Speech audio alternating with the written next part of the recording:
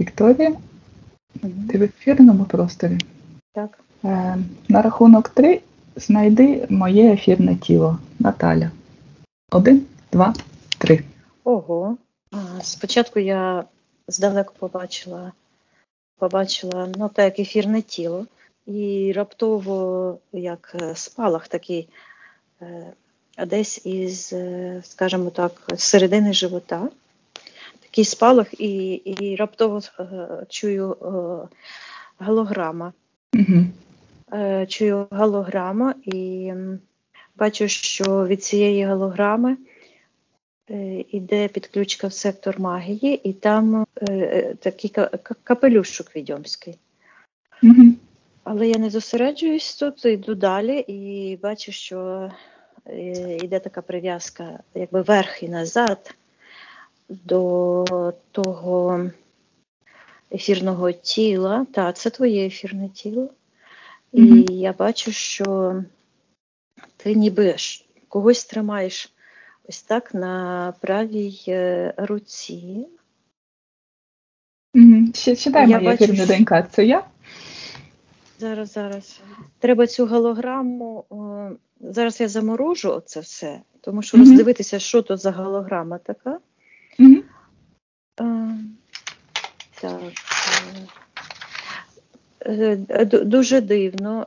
Бачу, що ти ніби тримаєш когось на правій руці, а це хтось виглядає як якась така лялька, але я бачу, що це той самий в капелюсі, ця енергія. І бачу, що це виглядає на якусь таку ляльку, як тряп'яна, з такими довгими ногами. І в цих ноги в таких полосатих, ну, так би, штанах. Колготки, як колготки такі, і ноги цієї ляльки витягуються і потрапляють в сектор інтерферентів, і потім різко йде, я так і чую, чаклун, і чую формат, і така, як бляшанка якась чорна, як дзеркало чорне в секторі магії, і бачу, що там хтось як ніби дивиться. Так, зараз я від цього від'єднаюся і заморожу всі ці голограми. Бо треба роздивитися, що таке насправді голограма. Так. Ні. Зараз я ще раз щитую твоє ефірне тіло. Так, щитай, чи це я. І я бачу, що за ефірним тілом, тобто щитуються 3 слої. Перший слой голограма, другий слой. Зараз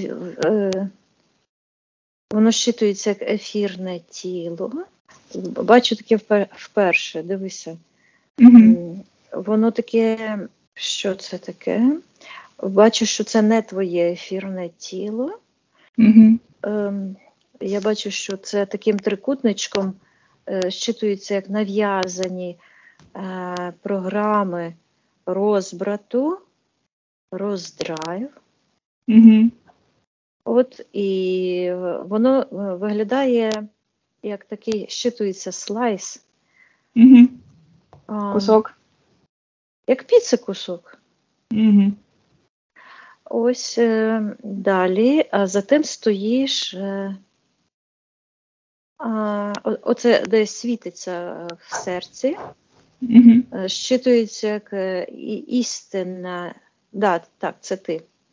Істинне я, тобто ти демонструєш твій істинний ефірний простір, і зі мною спілкуєшся, і показуєш, що ті 2, які тебе закривають, що це, ти називаєш, так, зараз іде інформація, маніпуляція, іде, так, маніпуляція, програми досвіду, нав'язані егрегори, І щитується, що це все має відношення до якоїсь каруселі, яка знаходиться на дуже тонкому рівні, на дуже глибокому рівні, і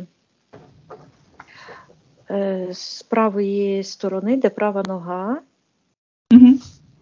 і ця карусель пов'язана з цією лялькою, яку ти тримаєш. А коли я на неї дивлюся, то вона вже другий раз мені так сказала. Як я тільки дивлюся, хто вона така, намагаюся считати, ми зараз читаємо, то вона мені каже ось так. Що? Лялька? Лялька, так. Так. Але вона... Так. Тобто тобі зрозуміло, що за конструкція вибудувалась, так? Так, я собі замалювала. Значить, моє ефірне ДНК, ти ж читала, що це я, правильно? Зараз я щитую ще раз. Читаю ще раз. Так, воно знаходиться в глибині, прозоре, і сяюче, і з голови, там де голова, іде такий як фонтан.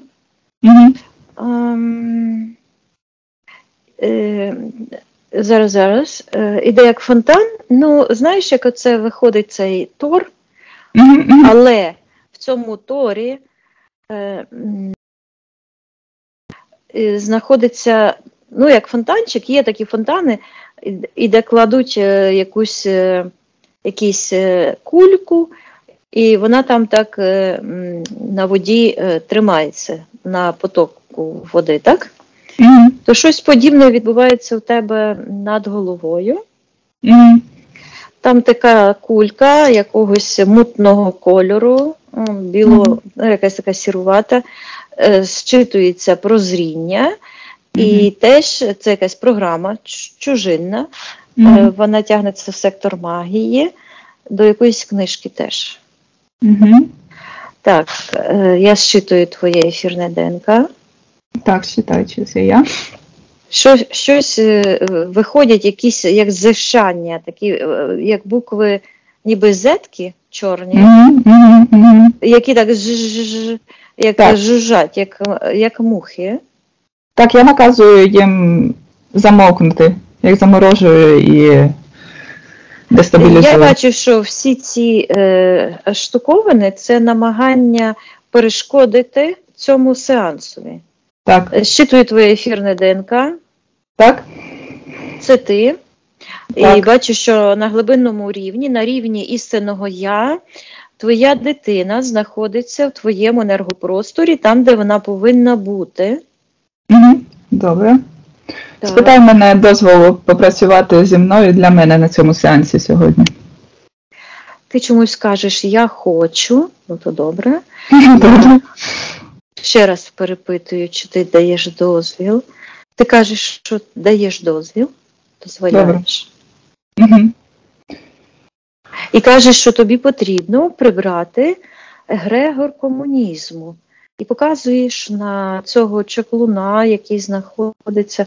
Я ще на нього не дивилася, але він щитується як чаклун, власне, я так говорю, в секторі магії. Він має відношення, пряме відношення до цієї ляльки з такими чорними очима, як у равлика такі, знаєш, випуклі очі. Це у нього чи у ляльки? Ось ця лялька, вона як збірна СССР, як то кажуть, вся з якихось зібрана з окремих деталей, які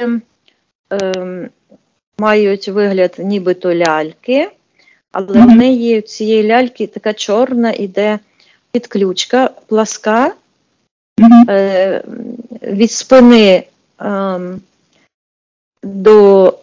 тобто від копчика і до голови, до шиї, такий чорний, як стовпчик, і потім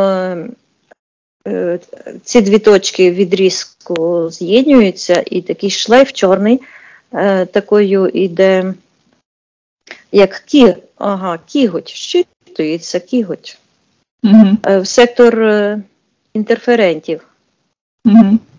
І я чую якийсь магічний трикутник, воно дійсно подібне на трикутник, але такий не з рівними, а вигнутими сторонами. І теж переходить в сектор магії. Чаклунський егрегор. Щитується Чаклунський егрегор, комуністичний егрегор, комунізм в секторі магії. І це такий як шар чорний, на якому лежить ось ця чаклунська шапка. З-під цієї шапки визирає борода. Довга борода. Щитується маг, чаклун. Хочеш знати, хто це? Так, наказую йому сказати його ім'я, як ми його знаємо. Бачу шинель і якісь такі, як мідні чи алюмінієві, здається, мідного кольору гудзики. Тримає пальці, щитується рука, ніби Леніна, він так тримав в камізельці, знаєш. Ці масони так тримають, так, типу, біля серця, отак, от одну руку, так? Ну, так. Це така... Це такий знак у них. Це як програма. От, виглядає якийсь, чую, роздрайв. І щитується, якби така поломана якась програма, ніби це Сталін, але іде відразу відсилка до, я чую, Ілля Мамаєв і комуністичний егрегор. То він якийсь поломаний, його хтось там добряче поламав. Ну, то й добре. Так. Добре. Так, наказ. І там я чую, одну секундочку, я почула фокус уваги. І бачу, що у нього в руках знаходиться твій фокус уваги, а замість нього, там, де кажуть езотерики третє око, то ось там знаходиться, власне, як зліпок такий, там, де оця рука тримає на серці. І вона тримає ось так, два пальці середні, якби під жилеткою, а два верхні знаходяться зверху, і як роги, знаєш, Так. Такий символ. І, власне, оце під рукою, де ця рука лежить, то ось ця воно як клямбра щитується, знаходиться там, де фокус прозріння. Ось воно там так і щитується. Якесь прозріння, тобто я чую фальшивий егрегор, і прив'язка йде до егрегоріальної структури. Я чую роботи над собою, і там бачу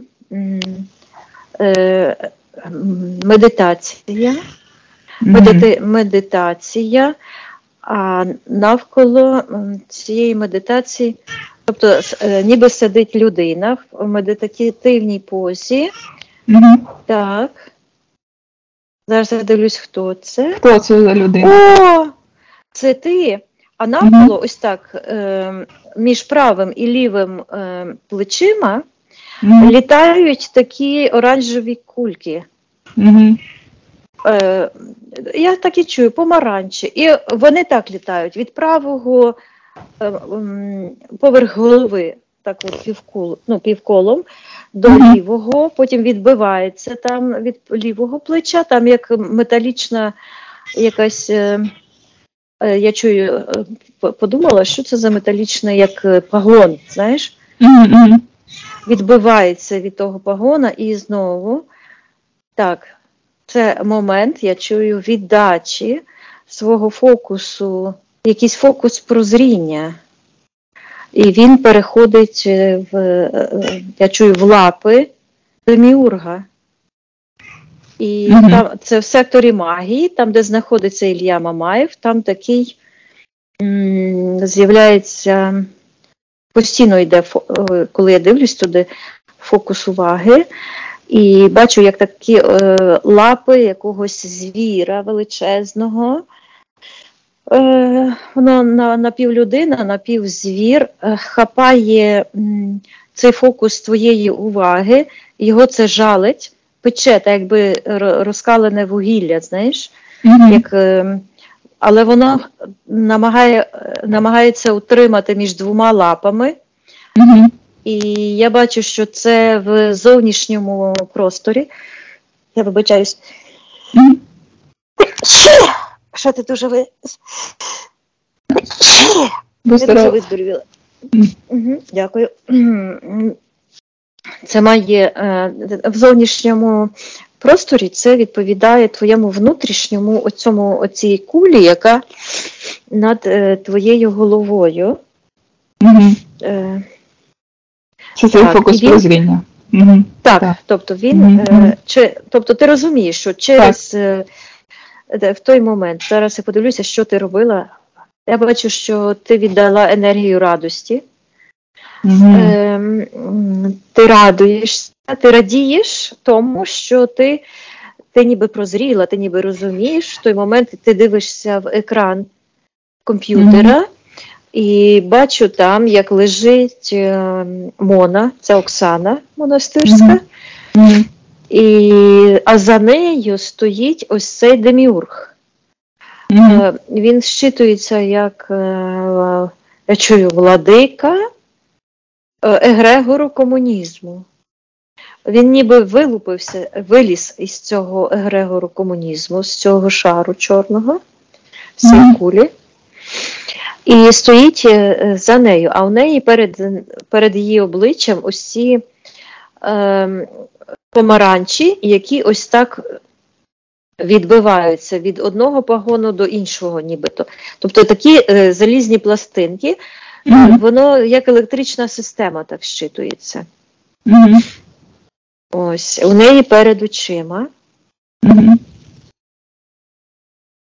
Я чую плюмбум, воно щитується як свинець. Це ніби і свинцева в цей момент свинцева печатка, яка, я чую, запечатує твою душу. І в секторі біля правої ноги, там, де сектор підписання контрактів, я бачу, як твоя сутність ніби руками за голову хапається і так ой-ой-ой-ой-ой, знаєш, такий от вираз. Так, і я бачу, що там буквально з'являється надгробок. Там, де оця печатка так пум, оця плюмбум. Вона ніби ось так на надгробку, там якийсь надгробок. Так, треба подивитися, що це за надгробок.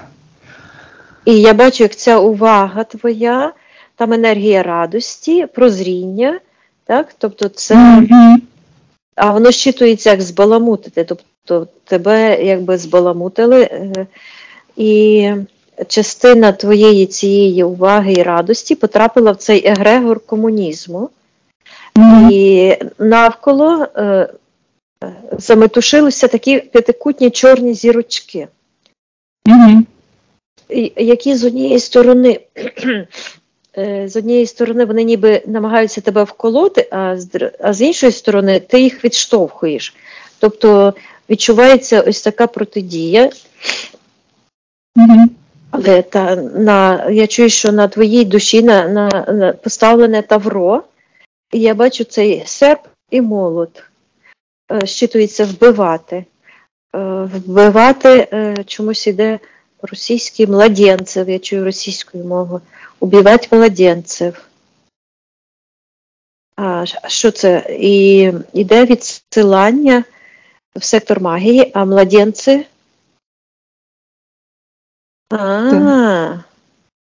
Тобто, так як на фізиці малюки недосвідчені і безпомічні, то на ефірному плані воно щитується як младенець, якась іде інформація, я чую, затулена, замилена.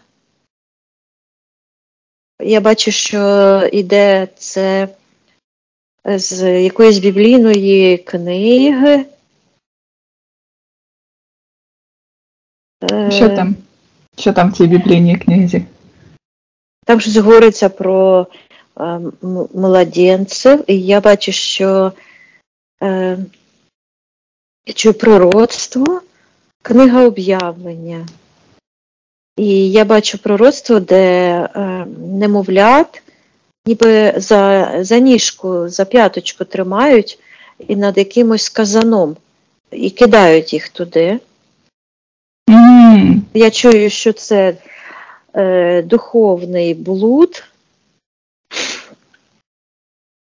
і що це є основа комуністичного егрегору. Так, а що ж це за комуністичний егрегор? Дивно дуже. Що це означає комунізм взагалі-то? Так, що таке? Зараз. Я чую комуна. Це такий енергетичний простір. Я бачу, де там душі. Я чую, клекочуть.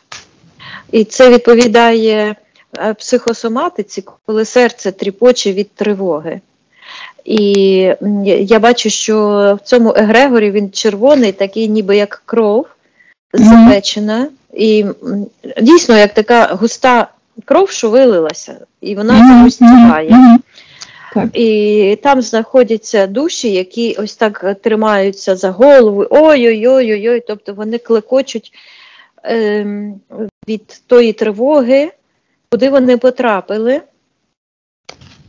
І в основі всього лежить всередині, це верхній шар, який утримує душі, полонені душі, я чую.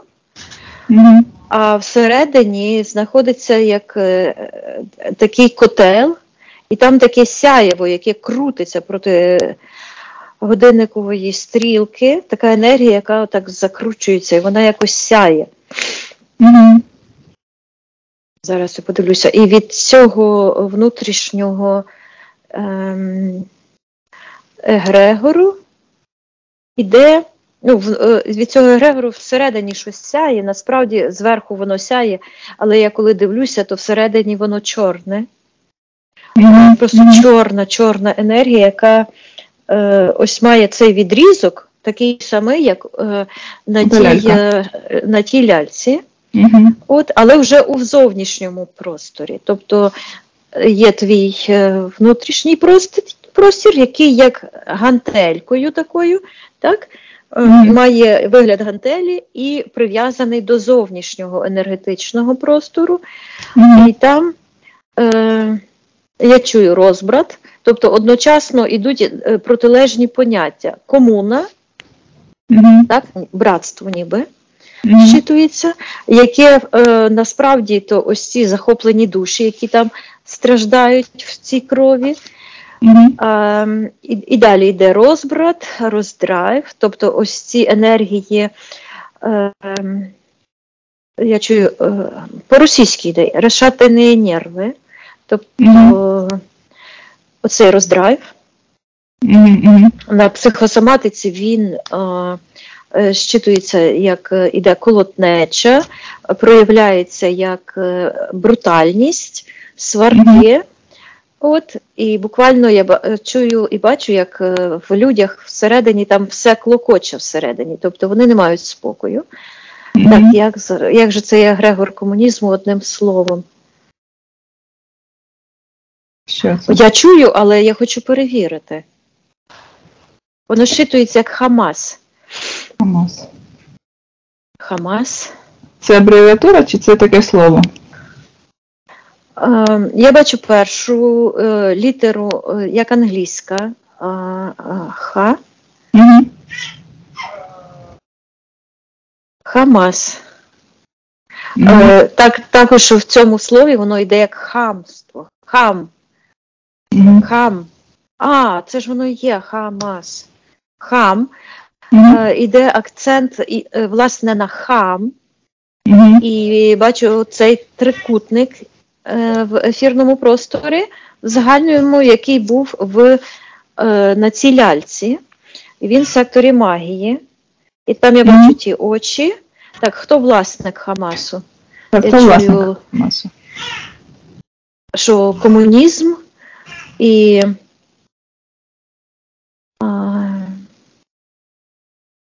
тобто комунізм і цей Хамас це власність ось цього Деміурга. Хто такий Деміург? Так, хто такий Деміург? Наказуємо проявитися, як він є. Оця сутність. Він щитується як чорт Всесвіту. Чорт.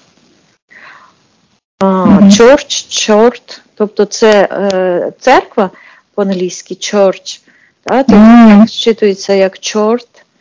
Я бачу ці церкви з тими хрестами. І я бачу, що ці церкви і цей комуністичний егрегор, це ось воно щитується як колотнеча, намішане все в купу.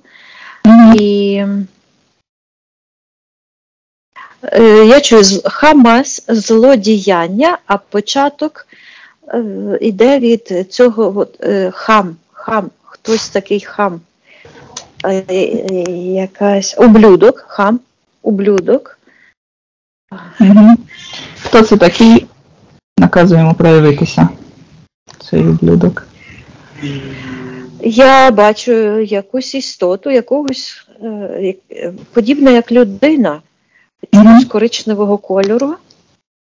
Власне, коричневого кольору, який ніби рве і мече зі сторони в сторону, щитується як хам, і в нього в серці червона комуністична зірка. А він якийсь коричневий і такі кучеряве волосся, щитується як хам, син Ноя, чую втілення Люцифера на землі. І від нього йде такий шлейф, якось як борода. І я бачу дух.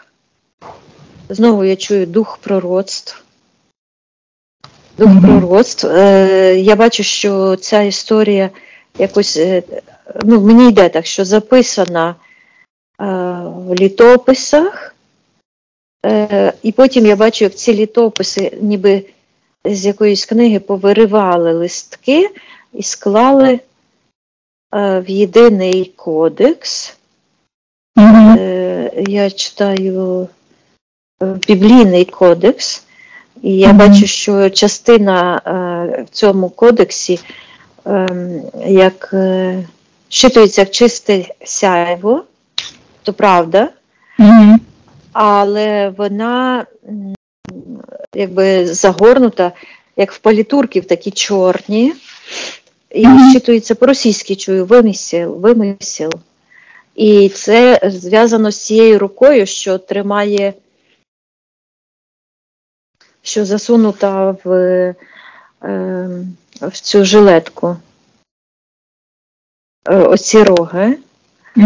Так, я чую, що це проект зараз якихось декабристів. Хто такі декабристи? Мені так, як розшифровка прийшла, бо якісь там канделябри, щось таке там баламкається. Якісь як яйця, які прив'язані на одну, ниточками, і одна рука тримається. І воно якось так баламкає там. Тут це декабристи так прийшли, так? Що таке декабристи? Ця лампочка, це ніби як пояснення, що таке декабристи? Так. Угу. Це Угу, я чую, що це енергія осяяння штучного, ложного. По-російськи йде інформація. Це якось з Росією пов'язано. Угу. Ложне, то і російські слова, і українські, все на купу.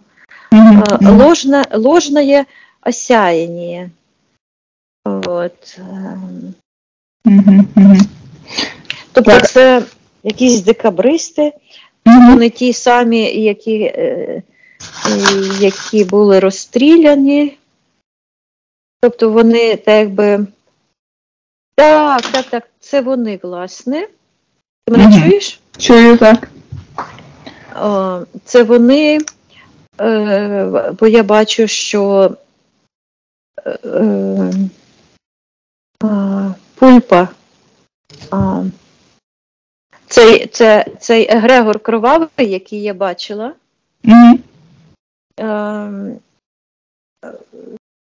це він, основа цього егрегору, це ці ось декабристи.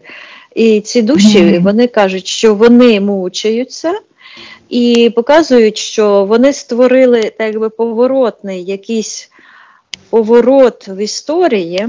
В енергетичному плані вони тримають ось цей відрізок. Вони створили це ніби як хтось вперся в такий кілок великий, знаєш, якщо треба якусь брилу відколоти. І я бачу, як ці декабристи впираються, цей кілок забили. Я чую, що вони відкрили портал Деміургу, визволили з полону дух Люцифера. І я бачу, що це пов'язано з цією рукою. Проект чорних магів Деміурга. Тобто це ми зараз розглядаємо їхню ту зовнішній простір, ту матрицю. Так, я думаю, що цього досить. Так. Зрозуміло, що комунізм – це є основа, тобто насправді комунізм, він названий ніби комунізмом, а насправді це люциферіанська система цінностей, мені так іде. Смерть, ганьба, роздрайв, розбрат. Те, що він побудував собі культ особистості навколо нього. Така от, все на його каналі будується навколо його особистості. Тоді треба шукати, де твоя ідеалізація. Так, в чому, як чоловік сильний, все таке, може я як жінка там якось так, це ідеалізація, так? Так. Тобто це ідеалізація, моя, чоловіків, напевно ж, бо вони ніби знають краще, логічно мислять і таке всяке. Це в мене таке є, чи було тоді. Мачізму таке. Так, що, що я там як жінка, якщо є чоловік, він краще знає. Таке. Тобто це якесь моє таке, і спочатку ж він це, тобто я від цього хочу позбавитися, від цієї ідеалізації, я вже і на фізиці намагаюся від цього, бо раніше, взагалі в мене дуже яскраво це виражено було. І спочатку ж він записував відео просто говорильне, там, де він просто нагнітав проблему, розказував з різних боків, ніби там, що як він це пояснював, що він по різноманітним лоскутикам, по різноманітним кусочкам, ніби збирає цілісну картину того, що насправді відбувається, бо ніхто інший краще за нього не знає, а от саме він знає краще всіх, і от саме для нас, саме для тих, хто вирішив дивитись його відео, він цю картину показує, і які ми маємо бути вдячні за те, що він це робить, і взагалі, ну, тобто, отак як я зараз цю картину собі бачу, от, ну, з цього ракурсу, які, значить, його шанувальники мають бути вдячні, що він це робить, бо він це чуть ли не єдиний, хто це робить. Культ особистості знову включається, правильно. От, і... Тобто спочатку він розказував, там, от подивіться от на цей кліп, отут вони мають на увазі це, а це означає оце. Тобто він розповідав, що означає, щоб ми точно знали, що означає, а то ж ніхто сам не розуміє, звісно ж. От, і там фільм, дивіться, от випустили фільм, дивіться, от такі знаки, він там прокручував, прям показував, прям от як відрізки з фільмів, з кліпів, дивіться, от там оце означає це, а оце означає це. Тобто він от нагнітав оце, там новини якісь, от дивіться, от в новинах пишуть отак, а це означає це. От, тобто спочатку була така говорильна підготовка. І, значить, потім, значить, уже там він почав розказувати, що його вже питають його шанувальники. Ну, якось він не шанувальники, він якось по-іншому їх називав, ну, тих, хто дивився відео. Соратники. Ну, його вже питають підписники, чи хто, що як же ж вони можуть допомогти. А він же ж все ще не знає, як же ж вони можуть допомогти, але як тільки він дізнається, як же ж вони можуть допомогти, то зразу їх проінформує. І було таке от, ну як реклама, такий рекламний хід, що ось-ось прийде рішення, ось-ось, чекайте, так, ось така обстановка нагнітаюча, тут війна, тут ворог, тут, значить, дивіться, там же які знаки і в фільмах, і в новинах, і всюди, і оце все. Але скоро прийде рішення, і він розкаже, як же ж саме ми можемо, значить, допомогти спасти світ, і ну таке всяке. От, і, значить, коли кульмінація оцих почуттів, очікування вже була, кульмінація, вже там народ уже чекав, він це розказував з відео, розказував, що, ну не знаю, ну місяця 2, напевно, чи більше він розказував, що ось він придумає рішення. І ось, алілуя, прийшло рішення, значить, вони там з Моною щось там попрацювали, і, значить, зробили цей символ. І що, ребяточки, якщо ви хочете допомогти, значить, беріть цей символ і... Ну, фігачте всюди, используйте там, ну, це все там. І на лоба чіпляйте, і людям роздавайте, і там моліться на нього, і в машину чіпляйте, і на телефон, і на комп'ютер. Ну, коротше, бо він такий всеспасительний символ, що взагалі все сразу рішає, всі проблеми світу сразу рішає. Ну, а народ же ж в цьому маринувався, і, ну, я про себе, звісно, розказую, але... Він готовий був уже. Да, і народ вже був готовий схавати все, що угодно, бо вже чекав, нагнітав, а це вже, ну, симпатичний такий, знаєш, як симпатію такий він визиває, що от хочеться ж допомогти, і нарешті, ой, тепер я знаю, чим можу допомогти. І народ схватився за той символ, і цей уже фігачив символ.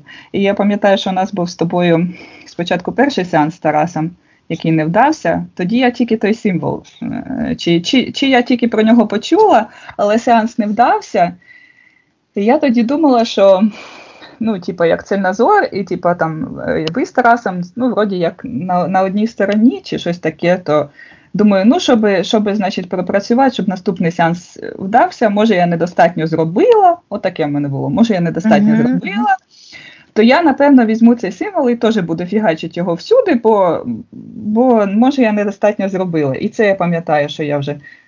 А ні, це до сеансу я його ще почала використовувати. До сеансу того. Ти його до сеансу? Чому? Тому підсвідомість і відмовилась працювати. До сеансу точно, тому що я тоді сходила в поліцію, там чи на вид на жительство подавала, чи щось таке. І я пам'ятаю, що я тоді вже, чи день до сеансу, це був цей грудень, чи день до сеансу, чи щось, ну, коротше, да, то я вже в ту поліцію сходила, і цей символ вже там перездавала там в поліції, і оце...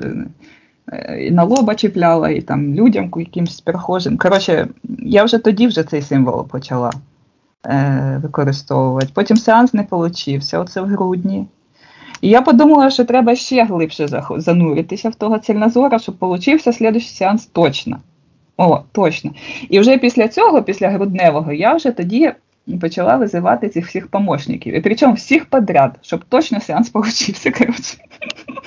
Ну, такі. Ну, ясно. І тоді я йду на сеанс з тобою, Да. заходжу в кабінет і перед дверима, власне, перед дверима, це ж теж знаки, тобто говорить про що? Про те, що з іншого світу. Так? Бо поріг має містичну таку теж таке, метафору, так? І бачу, як летять на мене апельсинки. Ну, такі якісь шарики, кульки оранжеві. Мені смішно стало, що це таке. Тобто своїм внутрішнім зором я бачу. І інтуїтивно я їх відправляю, бо чую я подумала, що це таке відразу відповідь. Апельсинки. Мені смішно стало і засміялась, і вони, бачу, як полетіли назад. Тоді на сеансі ці апельсинки я побачила в тебе над головою. От потім ти сказала, що ти викликала цих духів, бо я ж не знала, чим ви там займаєтеся з цим цільнозором. А я думала, що я сильно допомагаю всім. Так. Я чесно була переконана, що я сильно допомагаю всім. І після того, як сеанс, звичайно, не вдався, тому що підсвідомість відмовлялась твоя працювати, я виходжу вже з кабінету, йду на кухню і просто бачу теж внутрішнім своїм зором, щитую, як Моні погано. Я їй телефоную, вона не відповідає, я їй пишу, що вона отримала карму, що їй треба відмовитися від того, чим вона займається, бо це чорна магія. Вона мені не відповідає, вона пише, що з нею працює Ілля, і це на них нібито напав якийсь там вампір, і вони зараз його ніби так від нього очищаються, але вона мене відразу заблокувала. Тобто через якийсь час я до неї телефоную, а я заблокована. То може він вже їй розказав, що про тебе думати, да і все. Це зрозуміло. Так, це все зрозуміло, так? Що це є ознака тоталітарної секти, це вирвати людину з її оточення і відокремити від спілкування. Хто її міг спасти? Я їй сказала, в чому проблема. Проблема в тому, що вона зайнялася магією, отримала карму, а він це все переробив швиденько, і потім зараз подивитися на неї психосоматика на лице. Так? Тобто очки малюсінькі, у неї очі неймовірної величини по життю. Тепер у неї очі майже не відкриваються. І це говорить психосоматика. Тому що навіщо людині очі, якщо вона не хоче бачити світ таким, яким він є? Тобто відірваність від реальності. Він її зробив залежною, вона в нього рабиня на даний момент, яка виконує його чорну роботу. І, власне, щоб сеанс зараз получився, для того, щоб, такі правила регресології, так?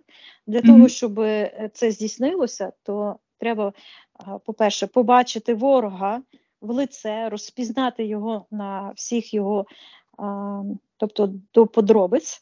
Тобто ми на духовному плані бачимо, а також подивитися на фізиці. Через кого? Так, тому що одне діло, що там Ілля все таке, але ж якось чомусь саме він притягнувся саме до мене і саме до Мони. Так, є ланцюжок, ось цей ланцюжок, так? Тобто треба все це розглянути, що це за лялька, яка зачіпка в тебе, оця ідеалізація. Це з однієї сторони, що в тобі і що в ньому.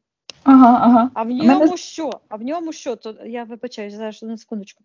В ньому це чи дійсно ця кремлівська секта? Чому? Зараз собі розкажу одну історію. Коли ми з Єленою ще працювали, ми не працювали ще, ми тільки вчилися. Ми десь 8 місяців вчилися. А в неї велика група була там в соцмережах, і вона почала, я не знаю, чи то вона викладала наші відео, чи щось писала. Звернулася людина з проханням розслідувати, де подівся один чоловік, який вибіг в трусах з хати і зник. Вже 2 чи 3 дні його не було. І коли ми розслідували це, то я побачила, що у нього в голові, що це були пси-технології, Ага. і в нього в голові крутився такий, як ножі, ось це крутилося. І таке враження було, що його мозок ріже на дрібні частинки. І від цього це був Ілля? і жаху... Ні. Ні. Це, послухай до кінця. І цей чоловік вилетів з хати і втопився. І я побачила, що він втопився. І потім Олена питається, чи є, подивися, де це місце, що ти бачиш на фізиці. Я побачила, що це місто, я не пам'ятаю, це Петербург був, на якійсь там відстані видніється. І вона каже, подивися, як називається. Воно було чи Калинівка, чи Малинівка. Коротше, одну букву я не вгадала. Але якби Єлена спиталася, прочитай перша буква, яка друга, то це було би точно. Але по цій наводці на другий же день поліція його там в тому місці в річці і знайшла. Повідомили, що цей чоловік насправді був вченим, і він в інституті мозку досліджував, вони виготовляли якісь пси-технології. І він приготував доповідь, і на другий день він мав читати лекцію про небезпечність застосування цієї пси-технології. А вночі цю ж пси-технологію запровадили на ньому. Але що цікаво, коли Мона ще тільки цікавилася трильнозором, але ще не була повністю погружена в нього, і розповідала мені деякі речі, то вона казала, що вона мала операцію на очі, і я побачила вперше, я вперше із з Надією ми робили сеанс, і побачили, що в неї такі, як дві скляні кулі на очах. І я їй сказала, що в неї з'явилися імпланти, яких раніше не було. Вона каже, що їй допомагав Ілля, все нормально, і що він їй переформатував розум, її пам'ять переформатував, і тепер вона згадала, ким вона була. А це, щоб ти розуміла, це головний принцип деміурга – нав'язати чужі спогади для того, щоб перекинути карму за ті злодіяння, які вони самі і виконують. І вона каже, що вона побачила в своїх руках, власне, ці ножі, які я бачила у цього чоловіка. В голові. Розумієш? І цей символ, це є як графічне зображення цих ножів, які розрізають цей психічний простір, переформатовують. І питання, а з якою ціллю, і як він буде потім використовувати. Чи не так само, як до цього чоловіка, який втопився. Бо кожна секта закінчує одним і тим же ж самим. Згадати Біле братство, масове самогубство було попереджено, так? Тобто спецназ попередив масове самогубство. Аум Сінрікьо – те саме. Чорне братство було масове самогубство, чи готувалося, зараз не пригадаю, не знаю. Потім Алатра закінчилося дуже плачевно, закінчилося арештами, вбивством і так далі, і так далі. Тобто, тому що деградація, вона мусить дойти до своєї розв'язки, це як грім в небі. Накопичуються ці заряди, то мусить бути розв'язка. Так само з будь-якою сектою, як будь-яка система, яка заснована на негативних енергіях, вона обов'язково мусить розрядитися. Або як люди один до одного мають претензії, не договорюють одне одному, обов'язково потім закінчується якимось скандалом. Так? Чому? Тому що не виговорюють, так працює будь-яка негативно заряджена структура чи система. Тому мене останнім часом дуже непокоїть ця ситуація з цільнозором, тому що коли я подивилася 3 відео Тараса з Анею, то я побачила, що по суті це пропагандисти кремлівські пропагандисти, які пропагують насилля, антисемітизм, брешуть і виправдовують насилля.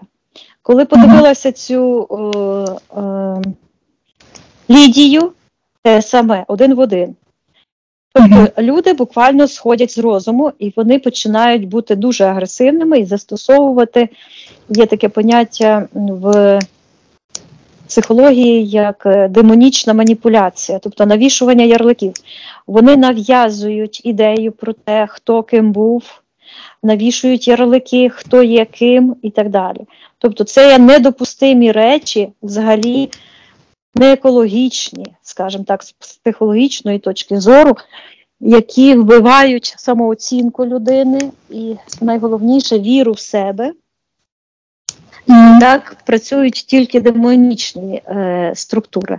І це все проявляється в цій секті цільнозор. Тому важливо зараз, дивися, ми вже там багато чого розібралися, залишилося розібратися, що це за лялька, і чи дійсно є 2 варіанти. Або це було створено спеціально Кремлем, ця секта, тому що якщо подивитися, як він вишукував цю Мону, він її шукав. Він спеціально шукав, дивися, він зробив сеанс з Наталею, зі мною він відмовився, бо Єлена ж відразу запропонувала мене, він зі мною відмовився відразу. А що за Наталя? Якась інша? Ну, тоді ж Лена експериментувала, вона ж типу школу відкрила. Вона нібито гарно бачила, ця Наталя. От, але що вона там бачила, не знаю, вона якийсь там сеанс з Ілією зробила, а потім він причепився до Мони.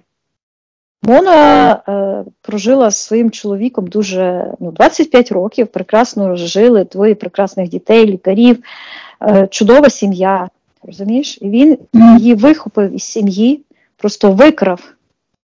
І зараз вона буквально як рабиня в нього. Вона абсолютно уже залежна від своїх станів, від цих ілюзій, що ще мене обурює, скажімо так. То подивися на його, я в останній час спеціально подивилась на його канал. У нього на його каналі немає ніякої проти нього крамоли. Говорить чоловік собі, та й говорить. А вся крамола у неї, тобто використання цих символів. Так у нього ж ритуали. У нього ж цей символ був у кожному відео. Він або в кепці сидів з символом, або там у нього як логотип, прямо, як водяний знак на відео у нього було. Чи він ці всі відео постирав зараз? Ні, я не знаю, я маю на увазі, що ось ці всі викликання духів, оці всі ритуали магічні, то вони робляться, виготовляються на каналі у Монадда. А у нього, виходить, тільки ці відео там, де він розказує, що кліпи означають? Такого плану? Такого плану, так. Тобто, я так давно не дивилася, взагалі нічого не дивилася з них. Я просто переглянула, це моє таке поверхневе враження, скажімо так. Бо рано чи пізно кожною сектою займається поліція. І коли поліція хапне за сраку, то його практично нема за що хапнути. А от Мону є за що хапнути, і їй загрожує по законам України до 10-15 років тюрми. Те, чим вона займається, розумієш? Ну, він же юрист. Ти ж знаєш, що він юрист? Він же знає це все. Ну, він же знає, як це зробити. Так, що, він же юрист. Бо коли прийде черга до них, то відповідати буде вона. Але я можу сказати, що колись було якесь розслідування у вас на каналі, чи мене там мій сеанс, чи чужий сеанс, не пам'ятаю, і також це викликали духів цільнозора. І також був такий ефект, що від рідного чоловіка жінка якось відверталася і більше захоплювалася Іллею. От саме от після використання цих духів чи символів, чи так, це був такий як побочний ефект, ну як це сказати? Тобто це як... Побічний ефект? Це не побічний ефект. Чи це пряма дія? Пряма дія.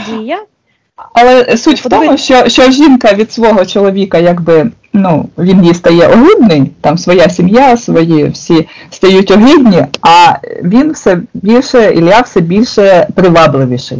Тобто це така дія, дійсно, у когось іншого на сеансі було таке розслідувано. Тобто це, і я пам'ятаю на собі, що я дійсно в якийсь момент, коли я цим займалася, я почала таке от відчувати, що мій чоловік це, ну, так, все менше-менше цікавий, а от Ілля, він як типа гуру, там, який знає і взагалі такий, як сказати, продвинутий, такий, ну, захоплення таке в мене було. Тобто я пам'ятаю, що на мені цей ефект також трохи, ну, не так, як у Мони, звичайно, але ж я і не так і не працювала з ним ніколи, то в мене такий лайт-варіант тоді був. Але я можу сказати, що таке дійсно такий ефект є. Ну, якщо подивитися історію сект, то в кожній із сект, абсолютно в кожній із сект, цей, скажімо так, гуру або лідер секти відбивав дружину у сім'ї, відбивав. А чому це потрібно? Йому потрібно було гидкий початок, спотворений початок. Так, на що це мало бути прив'язане? Тому що це зрада, так? І вся оця їхня секта збудована на, ну, вона ж має якийсь початок, і вона збудована на зраді. Ну, але я тобі кажу, що він розказує зовсім все по-іншому. Зовсім все по-іншому. І... Ну, це так само, як секти. Використовують чорномагічні ритуали, носять знаряддя вбивства на шиях, кланяються, моляться трупам, а розповідають про життя вічне. Зовсім протилежне. Тобто ті дії, які робляться в церкві, ведуть душу до знищення, до розкладення, до анігіляції. Так? Тому що це все, ця магія, вона противна і протилежна життю. Цього спільного служіння смерті немає із життям. Так? Тобто говорять одне, роблять десяте. То так само, якщо взяти ідеологію Кремля, вони нападають на Україну, ну, Україна – фашизм, а вони – ні. Тобто все перевернуте догори ногами. Вони бомблять Україну, знищують міста, мирних людей, і українці – фашисти. Вони загарбують і називають себе освободителями. Вони освобождають. Питання від чого? Від життя? Звільняють від домівки, від території, від життя. Тобто і в Біблії це написано, коли описаний цей час, насправді в останній книзі Біблії про це все написано. Написано про північну Україну, яка нападе, яка на мирний народ, який сидить без засувів. Тобто роззброєна. Україна роззброєна 30 років тому. І те, що буде війна, це мій ще дядя 30 років тому, він академік, до сих пір працює в університеті, є радником уряду України, і він казав, війна буде. Тому що ці захватническі ідеї комуністів, вони нікуди не ділися.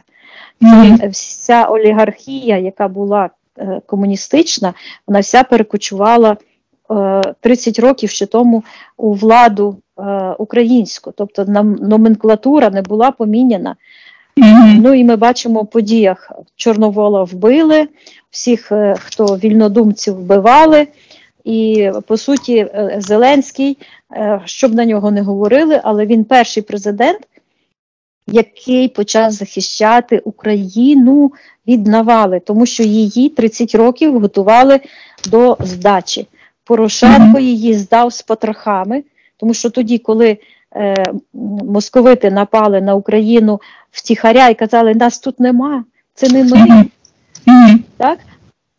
Тоді війська моєї в моїй родині і в оточенні багато військових. Так?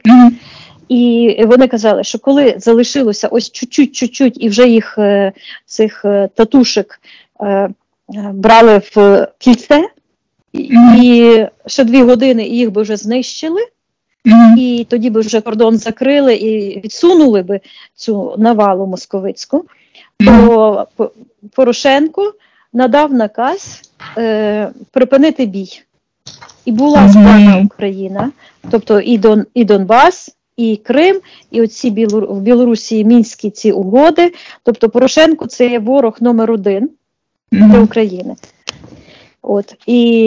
А Зеленський, якби був Порошенко або хтось другий, вихований на християнських так званих доблестях, так, вдарили в одну щоку, підстав другу, то Україну би здали давним-давно в рабство. А так як Зеленський по національності єврей, можливо, не чистокровний, не знаю, але він вирощений на принципах, якщо ворог прийшов в твій дім, то ти зобов'язаний вбити його першим. Тобто ось це є кони Всесвіту, так? Підчинятися, підкорятися ворогу, це означає іти, здавати свою душу в полон на знищення, дати згоду ворогові. А ми не маємо цього права. Людина не повинна, подивися, як психологія говорить, людина не має права співпрацювати з аб'юзером, жити з ним, бути з ним, тримати такого співробітника або далі. Тобто не потрібно з аб'юзером мати жодних стосунків. Тобто він повинен знати, що він аб'юзер. Інакше він ніколи не зробить ніякі уроки з цього. Так? Тобто розірвати оцей зв'язок між жертвою і насильником. Те зараз, що робить Україна, тобто Зеленський і Залужний, і український народ разом, вони роблять оцю величезну справу. Бо як Україна переможе, то перевернеться вся оця політика. Так? Бо зараз всі стоять і дивляться. Це подібно, знаєш, як в старших класах роблять оці наглі старшокласники, всі стоять і дивляться, як 2 чи 3 б'ють одного. Так само і зараз відбувається з Україною. Замість того, щоб дати відсіч тому ворогу, всі стоять, бо вони чогось там бояться. Чому вони бояться? Тому що так само, як є свідомість окремої людини, то є ще й вироблена загальна свідомість національна. Наприклад, національна свідомість українців, так, відстоювати свою свободу. Українці не хочуть бути рабами в своїй більшості, скажімо так. Якщо взяти національну свідомість росіян, застав білорусів піти війною на Україну. Не вдалося, вони не пішли. Вони сказали, а ми не підемо. Українці нам браття, ми вбивати їх не підемо. Тобто на рівні генералів було заявлено, що вони виконувати злочинні накази розпочинати війну з Україною не будуть. Чому? Тому що національна свідомість зовсім інша, ментальність, як ми кажемо. У росіян же Путін сказав, тобто це раби по суті, а раб, коли він сам не знає цінність свободи, то він не розуміє тої цінності, бо він раб, він привчений до покори. Тому сказали порушити божественні кони і вбивати невинних, і вони йдуть і це роблять. Тому питання особистої безпеки, особистої волі, свободи волі, це не тільки питання кожної людини. Коли кожна людина проявляє цю свободу, це виявлення, волевиявлення, прагнення до свободи внутрішньої і зовнішньої, так, то це відкладає відбиток і в загальній свідомості національній, і в загальній свідомості загальнолюдській.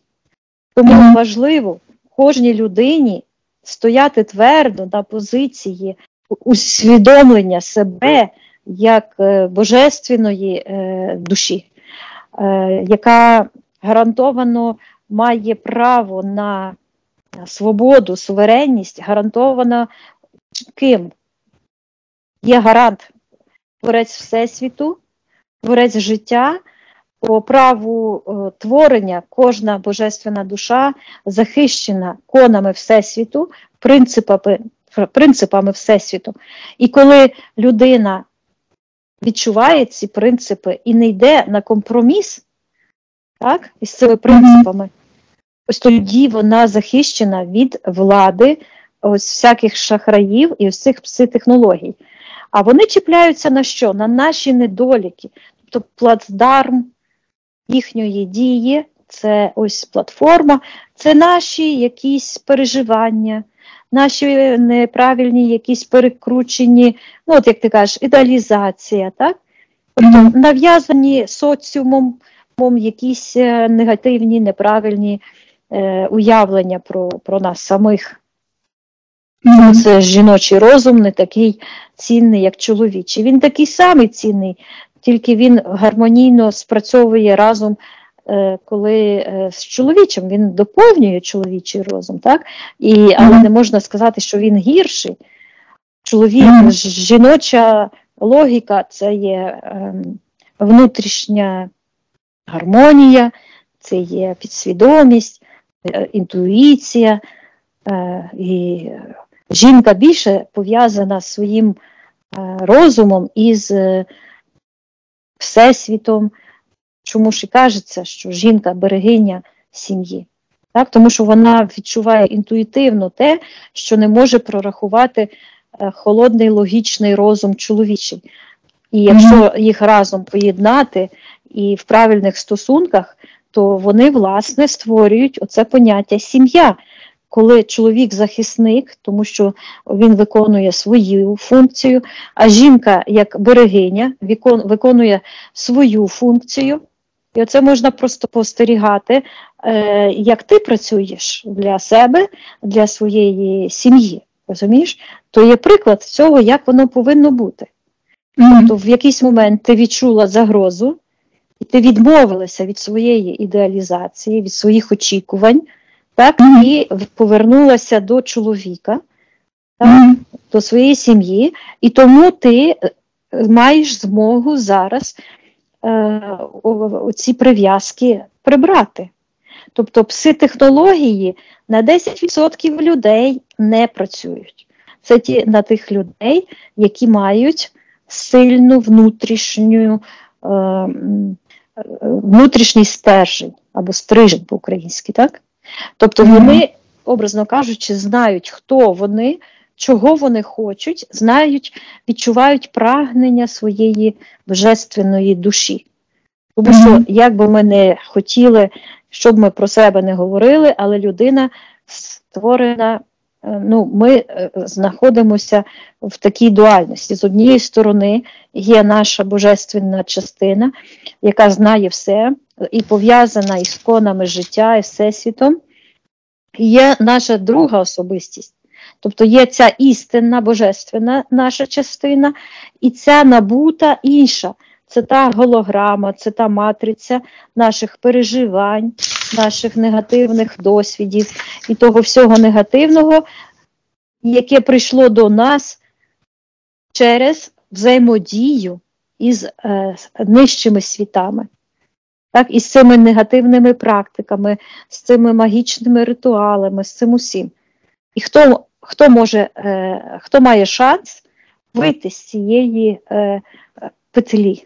Тільки той, хто відчуває свою божественну душу, цінність життя, хто здатний співналаштуватися із принципами, духовними принципами Всесвіту. Людина може не знати, як це назвати, але вона відчуває і вона втікає від цього. Якщо навіть щось зробила хибне, вона потім повертається і отримала досвід, бо ми для досвіду прийшли сюди, не треба себе катувати, що я щось сам зробив не так. Це не для того і не про нас. Ми повинні дякувати, яка я молодчинка. Я це зробила, я це усвідомила, я набула цей досвід. Я пережила те і стала на цю ситуацію як на камінь, як на гору, щоб подивитися зі сторони. Тобто будь-яка ситуація для нас може стати каменем спотикання, або може стати тим каменем, на який ми станемо як на гору, Еверест, щоб побачити все як на долоні, всі горизонти. От. Тому, якщо ми маємо таке відношення до себе, дякую, я така молодчинка, я такий герой, я це усвідомила, я це покинула, я здобула досвід, то це стане тим фундаментом, який допоможе зруйнувати весь цей негатив. Розумієш, так? Тобто будь-яке осудження себе призводить до того, що не спрацьовує сеанс, або спрацьовує, але не на всі 100. Ми повинні внутрішньо переорієнтувати нашу увагу. Бачиш в сеансі, що появилося? Фокус. Осяяння, фокус уваги був захоплений. Тобі, значить, що потрібно зробити? Переорієнтувати. Зараз я готую техніку, практику, як це зробити. Я на собі її випробувала півроку, не можу зробити вже практику дихальну. Відчуття таке було, щось не вистачає. Але так як я постійно вчусь і знову купила новий курс, то буквально на тій практиці, яку ми робили, до мене прийшло осяяння, як це зробити. І коли я це зробила, результат був просто миттєвий, буквально після техніки, через буквально на другий день мені прийшла така пропозиція, що потім ви всі побачите через рік. Цей проект буде завершено. Так. Тобто те, до чого я йшла багато років, здійснилося тоді, коли я відключила свою увагу від негативних речей і переключила на свої перемоги.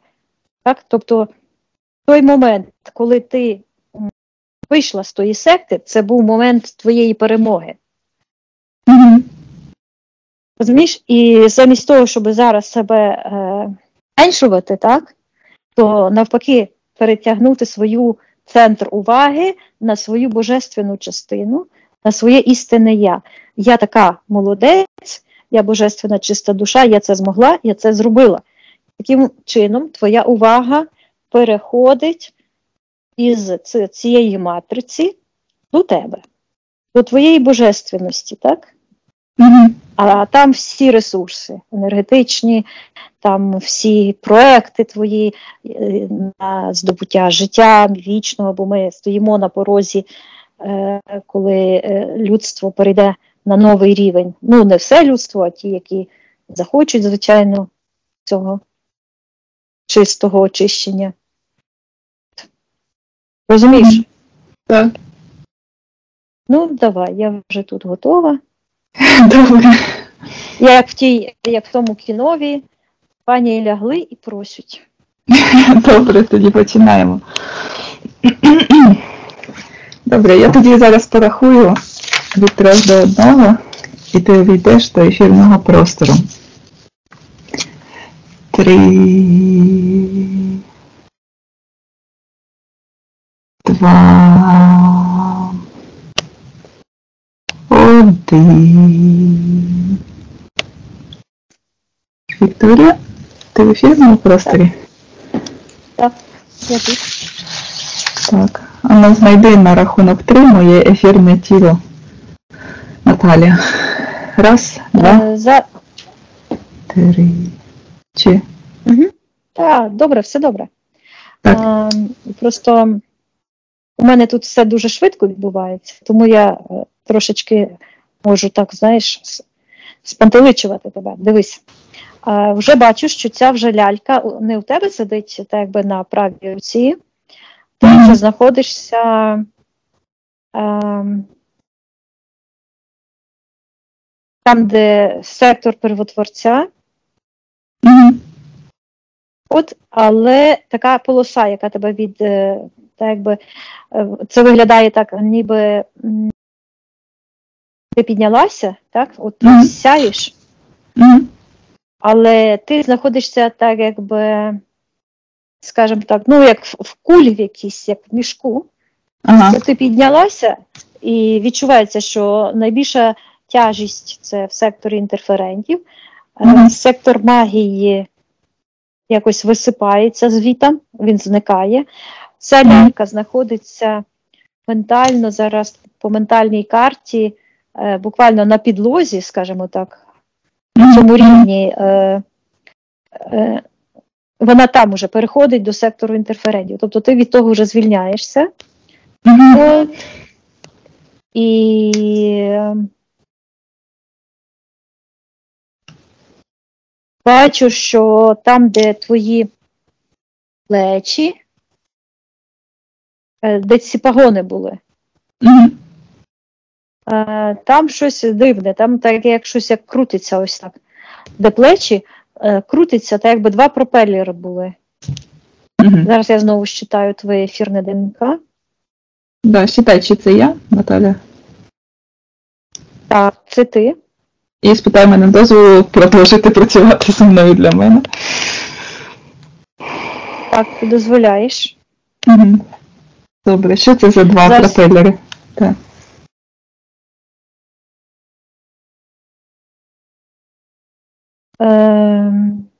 Зараз я дивлюся.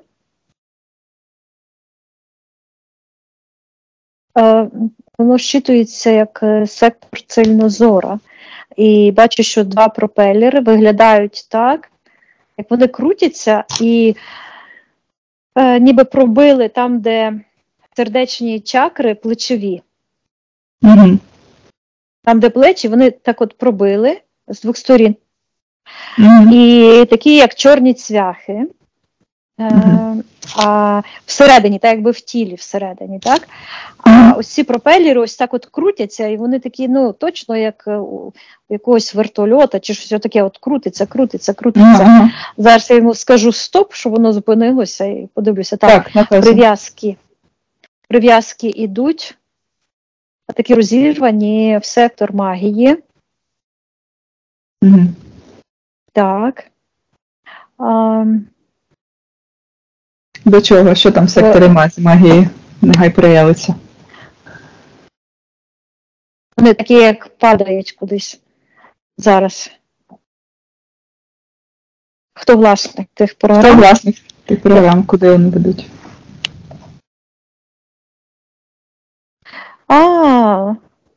Я чую очі Мони Оксани Монастирської. Вони їй, і бачу, що в неї там, де очі, такі чорні кулі величезні, які випирають із нижнього порталу. І бачу, що це її, я чую, продукують духів. Я бачу, що у неї, там, де чую діра, там, де її проміжність, там відкритий портал. І воно ось так її так якби укутує і створило такі звітам, такі у вигляді, скажімо так, видозміненого такого ніби серця, так? З того порталу між ногами ось так воно виходить і закінчується ніби такими двома величезними очима. Це така матриця. Я чую фігур. Так, це вона використовує чорномагічну матрицю, тобто духів, так і щитуються підземні, неземні, для формування реальності. А з якою цілею вона це робить? Навіщо це їй? Я бачу, що в ефірному плані вона так витягнута, як біла така, і там, де шия в неї, то вона декілька разів перекручена, як мотузка. І вона каже, що її заставили. Я їй передаю інформацію, що ніхто заставити нічого не може до тих пір, поки людина сама не погодиться. Я їй передаю інформацію про всі наші сеанси, а вона вже хай що хоче з тим і робить. Тепер повертаємося до тебе. Так. Я питаюся тебе, чи ти бачиш ті чорні цвяхи? Чи бачу? Кажеш, що ти бачиш, і я бачу, як ти їх просто витягуєш і передаєш їй. Так, а що це за лялька така? Тої ляльки з'явився ніс. Ти знаєш, що це за лялька? Що? Так це Буратіно. Піноккіо. Ось і шапочка у нього колдовська така, чаклунська, тільки розмалювали її. Ти уявляєш? Так, ось ця шапочка, і ці не шкарпеточки, а панчішки на ногах, такі полосочки. І ось він стоїть, той Ілля за Моною, тримає їх, ухопив її за талію, як оса вона, знаєш, тримає лівою рукою, і ось у нього така матроска, як ті ж самі полосочки, тобто в переміжку, як то кажуть, грішне з праведним і чорне і біле. Ось так, я спитаюся, що то за лялька, і ось довгий ніс. То символ брехні. І символ, це ж дерев'яна ця лялька, це символ зомбування, я чую, нації. Символ зомбування нації. Якої нації? А він каже комунізму. Посткомуністичний апокаліпсис. Регулювання відносин, я чую, між Московією та Руссю. Бачу, як така оця Московія, оце як кров оця декабристів була. Оцей от егрегор, який зверху навалюється, щоб поглинути Україну. А вона щитується як Русь. Так, а яка моя роль у цьому процесі? Чому вона є в моєму просторі? Ця лялька. Я чую, що ти перша здобула досвід зчищення, і не йде очищення, а зчищення. І це як ніби ти із середини ось такими якимись штуковинами так щищаєш ці слої. Тож я спитаюся, щищення чого? Так, що це робити? Ти кажеш, девальвація дефективного настрою. І тут з'являється знову ця енергія твоя, я чую, усвідомлення. Перша, хто йде по шляху цього набуття досвіду і усвідомлення. І я бачу, як піднімається ця енергія. Повертай собі цю енергію фокусу, уваги і перефокусовуй його на істинні цінності духовні. І можеш зараз переглянути свої ідеалізації і відмовитися ідеалізувати Ілью. І я бачу, як він роздягається. І коли він роздягнувся, то він показує свої ноги. А ось ця метафора, ноги Піноккіо дерев'яні, так? Це так зчитуються зомбі, бездушні люди, люди, які втратили душу, бездуховні істоти. Угу. Це, я чую, що це такий йде рашизм. Підземні істоти, я чую рашизм, тобто це ось цей егрегор, він покритий такою, я чую, наволоч. Як наволочка, так, біла, гіпноз. Тобто тут ціла серія всіх цих егрегоріальних структур. Тобто ось цей комунізм, егрегор комунізму включає в себе всередині і егрегор цих декабристів, і цю магію, і оцей егрегор рашизм. Чому рашизм? Це як фашизм, тільки Росія, російський фашизм. Російський фашизм, так, але він я чую, задубльований, і як в наволочку пір'я, як подушка схована в наволочку, так само ось цей гіпноз, пропаганда. Оці. Пропаганда, так, це якраз і символ. Я завжди щитувала Ілью як пірата в цій матросі, так? От. Тобто це є пропаганда, яка приховує чорномагічну основу. І тут я чую Кремля і бачу, що за ним стоїть Кремль. Я стоїть. Чую пропаганда смерті. Я бачу кремлівські зірки, вони нижче, чим він стоїть. Тобто ідеологія йде із глибин. Я чую, із глибин сатанізму. Тобто противники. Це є і оцей серп, і молот. І це все один і той же ж егрегор. Я так віддаляюся подалі і знову пише по-англійськи Хамас. Величезний енергоінформаційний простір, чорний, який містить всередині всі ті егрегори, які ми щойно розглядали. І Хамас. І щитується в перекладі як злодіяння.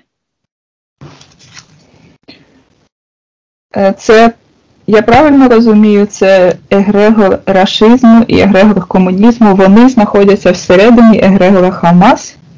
Чи так. Це... Так. Ага. Хамас – це загальна назва. Я чую дій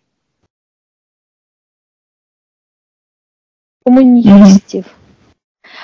Комунізм всередині. І зараз я подивлюся, як це воно зв'язано.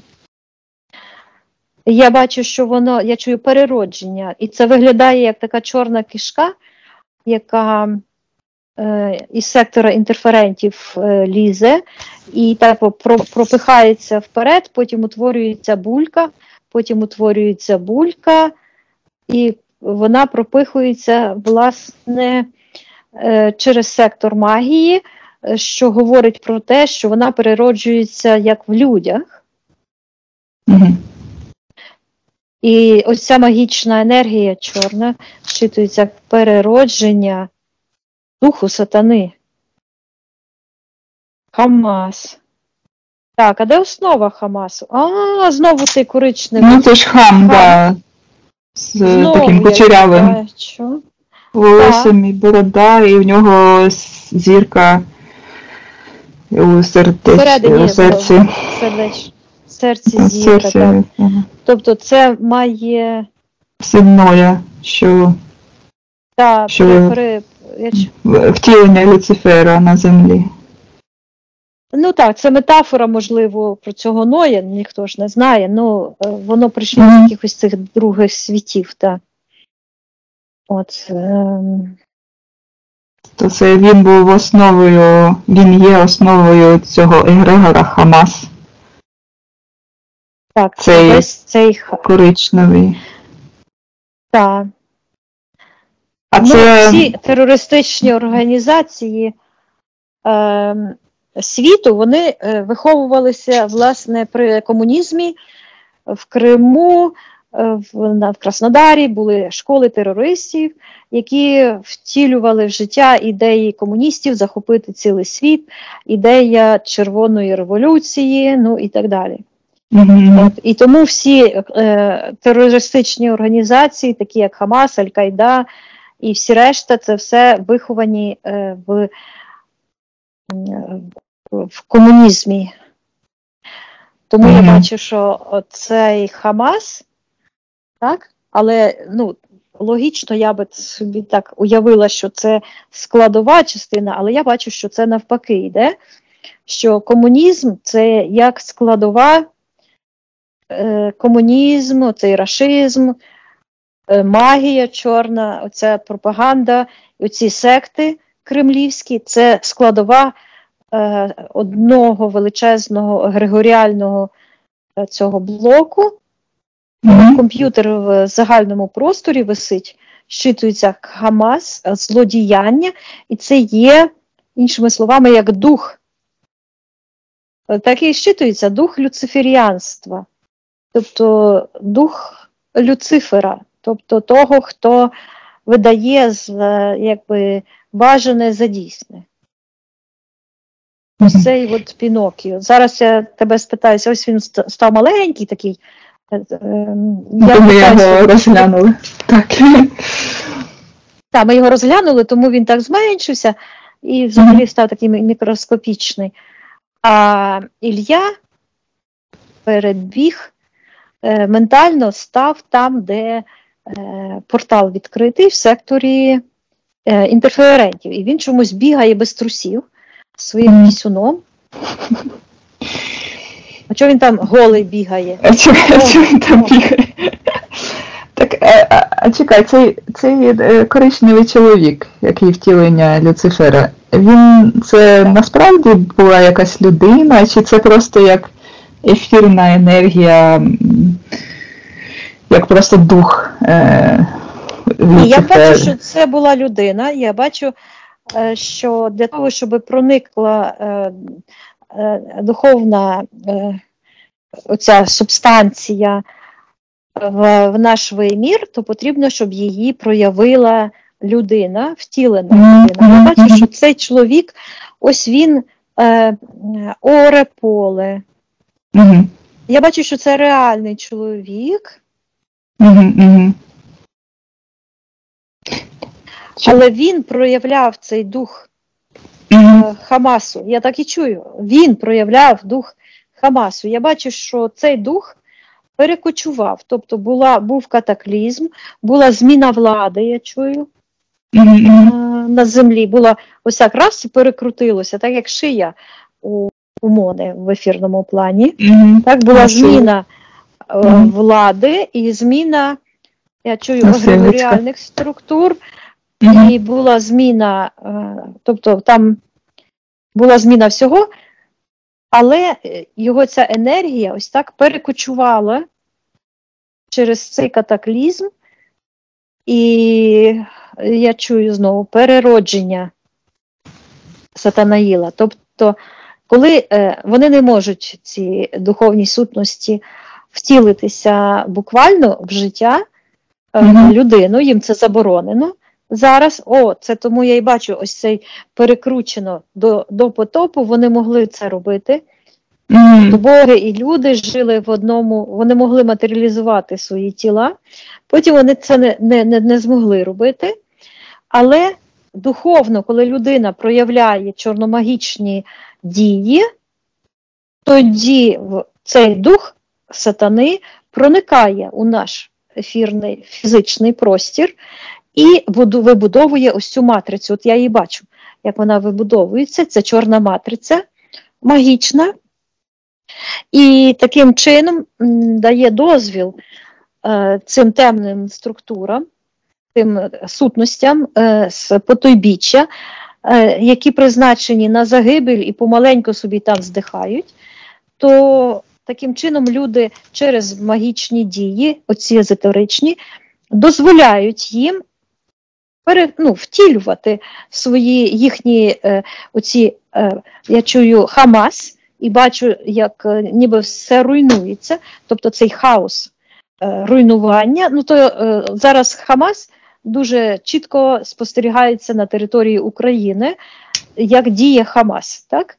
Тобто вони стріляють, ті рашисти, з усіх можливих і неможливих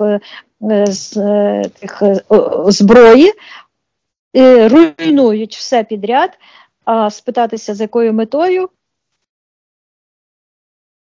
понятно. Тому що навіщо руйнувати будинки, дитсадки, школи, ліцеї? Для чого? Для того, щоб руйнувати. Тобто ціль в них яка? Це зруйнувати. Не є ціль у світлої частини душі, це збудувати, це створити. А в них навпаки, хаос зруйнувати. І я бачу, як ти дивишся на цього Пінокіо, і він такий маленький став, і ти так як жбурнула його прямо тому Ільї. Прибирай цю ідеалізацію і розривай цей контракт. Я бачу, як виходять ці чорні цвяхи, щитуються гвозді, і з твоїх цих витягуються. Наказуй Ільї і Моні, хай Мона теж отримає по повній програмі карму за її чорну магію. Так, я віддаю їм карму. Хай забирають їхніми ж руками. Їх карму, а я собі забираю всі частинки моєї душі, розриваю контракти, очищаю мій простір від їх енергії, від всього негативного. Я бачу, як ти знімаєш із голови оцю конструкцію, оці шарики, які літали туди-сюди, з тими металічними такими пластинками, як пагони, віддавай йому, забирай своє рішення до